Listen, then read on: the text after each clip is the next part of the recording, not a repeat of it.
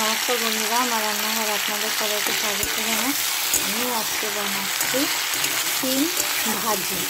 তো শিম ভাজিটা এটা একটু অন্যরকম ভাজি। আমি প্রথমে তেলে একটুখানি কালো জিরা ফোড়ন দিয়ে আর শিমগুলোকে দিয়েছি। এবার এটাকে আমি একটুখানি সময়ের জন্য ঢেকে দেব। তো আমি কিছুক্ষণের জন্য ঢেকে দিয়েছিলাম। আমি একটুখানি নুনও দিয়ে দিয়েছিলাম, নুনটা আগে দিয়ে দিয়েছিলাম। এবার দেবো হলুদ, দিচ্ছি হলুদ, একটু জিরের গুঁড়ো, একটু ধনিয়ার গুঁড়ো, এবার দিচ্ছি একটু ফ্রেশ ক্রিম। ভালো করে মিশিয়ে নিচ্ছি। এবার একটু লঙ্কার গুঁড়ো দিচ্ছি। এবার আমি এতে একটুখানি চাট মশলা দিচ্ছি।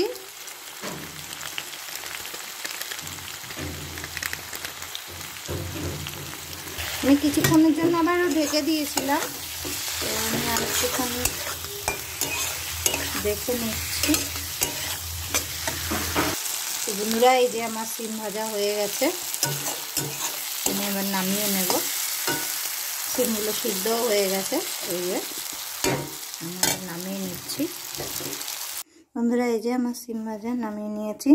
তো বন্ধুরা, ভিডিওটি যদি ভালো লাগে অবশ্যই একটা লাইক করে দেবেন, চ্যানেলটাকে সাবস্ক্রাইব করবেন। আপনারা সবাই ভালো থাকবেন, সুস্থ থাকবেন। দেখা হবে আবার নেক্সট ভিডিওতে বন্ধুরা। আর এরকম করে বাড়িতে আপনারাও বানিয়ে একবার শিম ভাজা খেয়ে দেখবেন, খুব টেস্ট হয় বন্ধুরা। বাই বাই বন্ধুরা।